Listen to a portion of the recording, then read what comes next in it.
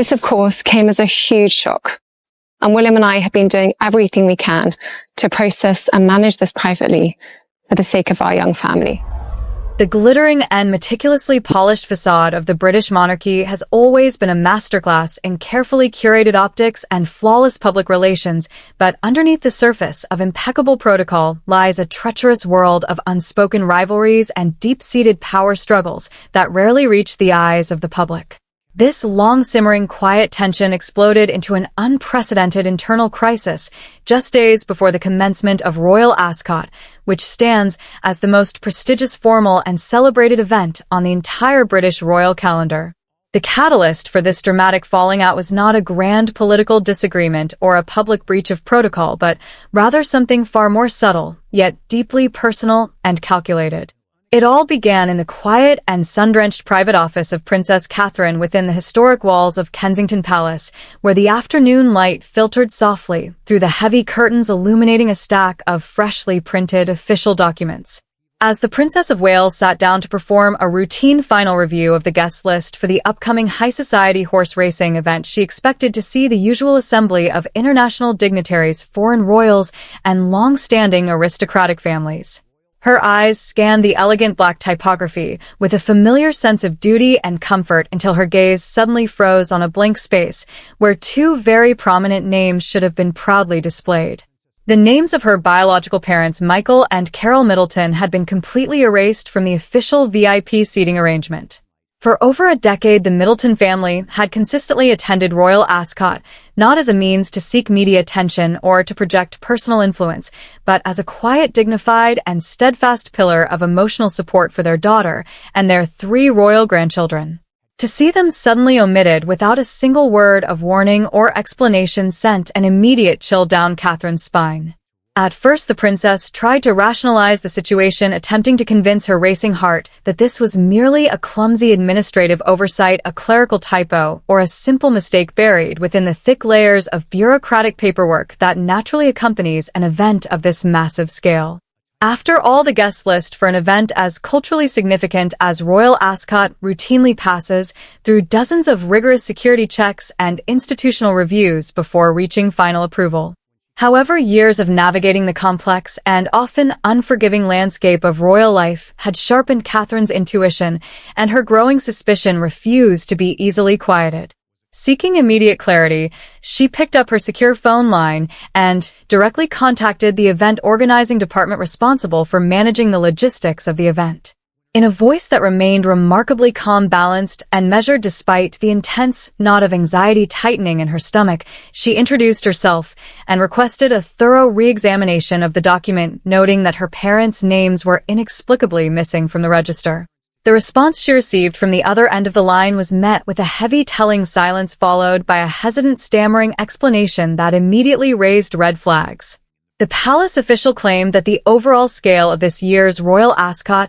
had been deliberately reduced due to budget considerations and a renewed institutional focus on the core senior members of the working royal family. Unsatisfied with this vague justification, Catherine pressed further for specific operational details, only to be met with a completely contradictory explanation less than 5 minutes later from a supervisor who claimed that certain VIP positions had been drastically adjusted according to direct high-level instructions from upper management. The rapid shift in narratives from a simple space reduction to an explicit top-down directive confirmed Catherine's worst fears. Her knuckles turned white as she gripped the phone tightly, realizing with absolute certainty that this was no accidental technical glitch or innocent human error. Someone with immense systemic authority had deliberately and maliciously targeted her family, removing her parents' names at the very final stage of the planning process, when there was almost no time left for her to react, protest, or mount an official challenge.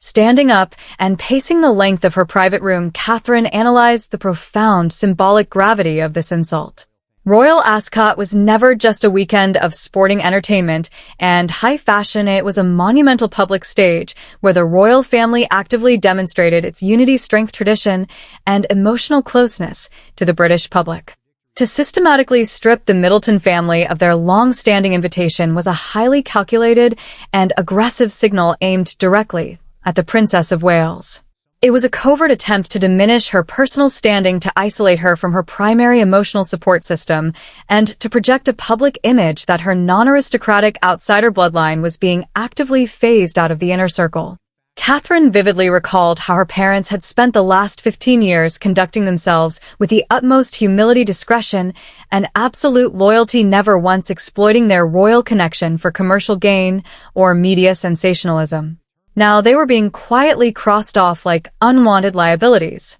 A profound sense of righteous anger began to surge deep within her soul, replacing the initial shock with a burning determination. She recognized that if she allowed this unprecedented slight against her parents to pass in silence today, it would establish a dangerous precedent that would allow faceless adversaries to target Prince William's longtime associates, close friends, or her own loyal staff tomorrow. Looking out the window at the perfectly manicured gardens of Kensington Palace, Catherine knew that she could not and would not let this slide. This was no longer an issue about a mere seating arrangement. It was a declaration of internal war, and she refused to accept it as a submissive victim. Taking a deep breath to steady her emotions, she immediately dialed her husband's personal number, her voice resonating with an unshakable authority and resolve as she asked him to return home from his duties early, because an incredibly serious crisis was unfolding behind their backs that threatened the dignity of their entire family. The heavy wooden doors of Kensington Palace had barely closed behind Prince William when the palpable aura of tension greeting him made it immediately clear that this was no ordinary domestic concern or standard royal bureaucratic scheduling conflict. Princess Catherine stood by the large mahogany desk, her fingers still resting on the edges of the final approved Royal Ascot guest list, her eyes flashing with a rare, razor-sharp combination of absolute fury and calculation. Without waiting for a formal greeting, she began to lay out the cold, hard facts she had uncovered through her intense morning investigation, handing him the chronological drafts of the guest lists spanning the last 3 weeks. William's face darkened as he examined the documents, his eyes tracking the sudden and unexplainable disappearance of Michael and Carol Middleton's names between the penultimate draft and the final official version issued just 4 days prior to the event. The revelation that Queen Camilla's private office had directly issued the top-down directive to quietly cross off the Middletons hit the Prince of Wales with a wave of profound disappointment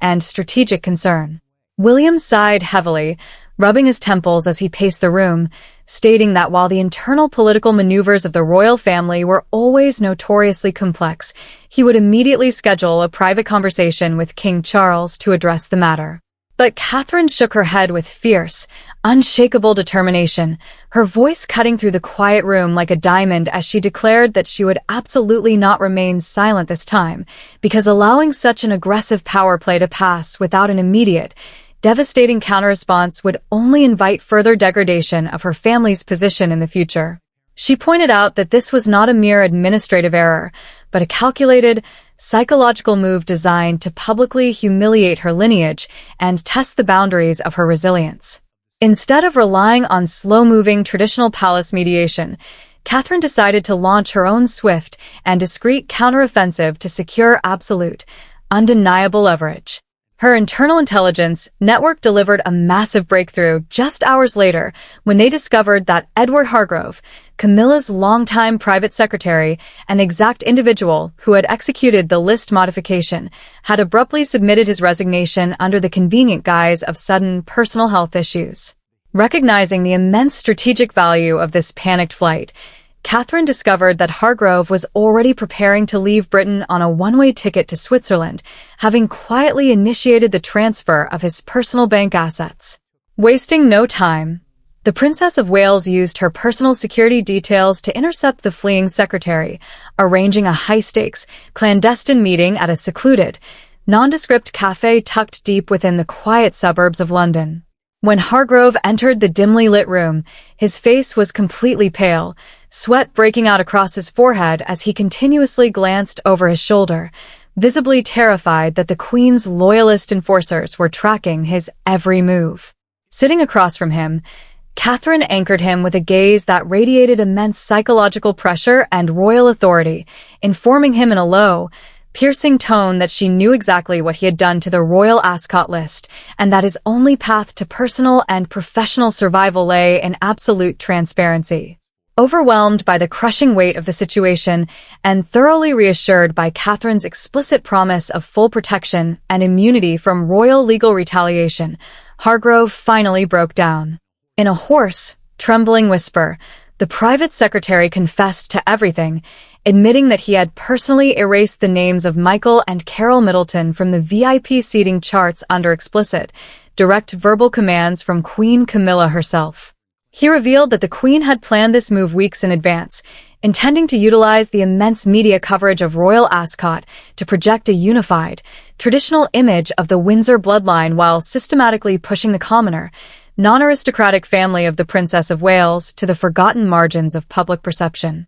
Hargrove explained that Camilla had specifically ordered the modification to be done at the absolute 11th hour because she calculated that the sheer chaos of the final event preparations would prevent Catherine from noticing the change until it was far too late to launch an effective protest. While Catherine's blood boiled with righteous indignation at this deep betrayal, her mind remained impeccably cold, analytical, and focused on the next tactical steps. She asked Hargrove if he possessed any physical, digital, or document-based evidence that could irrefutably link the destructive order back to the Queen's office, noting that verbal confessions could easily be dismissed as the bitter fabrications of a disgruntled, resigning employee. Hargrove hesitated, his voice shaking as he explained that while the Queen was notoriously careful to give most controversial instructions verbally, he still held a few highly classified internal memos, digital drafts, and a secret encrypted communication line that could prove the systemic manipulation. Seizing the momentum, Catherine leaned forward and delivered a powerful, persuasive ultimatum, telling him that if he cooperated fully by helping her secure undeniable proof, she would personally guarantee his safety and ensure he would not be destroyed by the palace machinery, but if he chose to stay silent, he would be left entirely alone to face the catastrophic fallout of a failed royal cover-up. Recognizing that the Princess of Wales held all the winning cards, Hargrove nodded in submission, agreeing to provide the remaining encrypted digital documents and, crucially, to participate in a high-risk sting operation by placing a final confirmation phone call directly to Queen Camilla that would be recorded using a specialized, state-of-the-art surveillance device provided by Catherine's trusted team. The trap was now set, the chess pieces were moving into alignment, and the quiet, hidden war within the palace was about to reach a boiling point from which the Queen would find it absolutely impossible to escape. The silent atmosphere inside the secure room at Kensington Palace felt almost electric as Princess Catherine, Prince William, and the cornered private secretary Edward Hargrove prepared to spring the ultimate digital trap on Queen Camilla. With a specialized, high-grade audio recording device securely attached to the encrypted telephone line, Hargrove dialed the private number of Clarence House, his hands slick with cold sweat as he waited for the connection to establish. When the Queen finally answered, her voice cut through the speaker with its signature chilling authority, completely unsuspecting of the calculated sting operation unfolding against her. Hargrove followed Catherine's pre-written script with absolute precision, reporting in a low, submissive murmur that the complete erasure of Michael and Carol Middleton from the Royal Ascot guest logs had been executed flawlessly without raising immediate external alarms. Camilla laughed softly, a sound filled with immense satisfaction and unfiltered pride, as she explicitly confirmed on the recording that she had personally ordered the removal weeks in advance because she believed the non-aristocratic family did not belong at the core of a historic Windsor celebration. She arrogantly instructed Hargrove that if anyone, including the Princess of Wales, discovered the omission, it should be aggressively dismissed as a routine technical glitch or a data migration error, completely confirming her direct, malicious intervention. When the call disconnected, Catherine did not waste a single second celebrating. Instead, she immediately secured the audio file alongside Hargrove's signed written affidavit and demanded an emergency private audience with King Charles III at Buckingham Palace the very next morning. Entering the king's private study alongside a grim-faced Prince William, Catherine bypassed all traditional pleasantries and placed the digital evidence directly onto the monarch's desk, playing the irrefutable recording of Camilla's voice for the king to hear.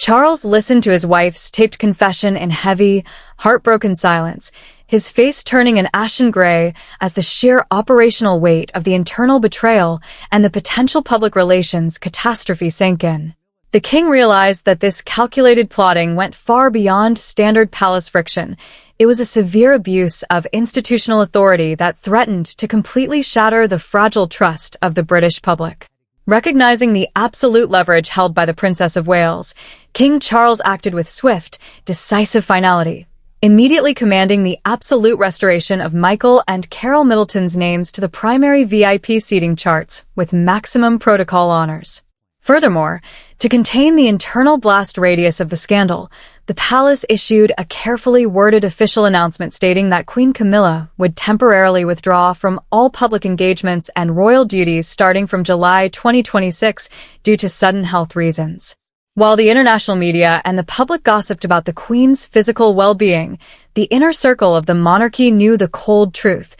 Camilla had been effectively sidelined as a direct consequence of her failed attempt to erase Catherine's bloodline. When Royal Ascot 2026 finally commenced, the atmosphere was triumphant as Michael and Carol Middleton attended as honored official guests, receiving warm ovations from the massive crowds. Catherine stood tall on the grandstand, having proven to the entire institution that her grace should never be mistaken for weakness, and that true power always resides in transparency, fairness, and unyielding family loyalty.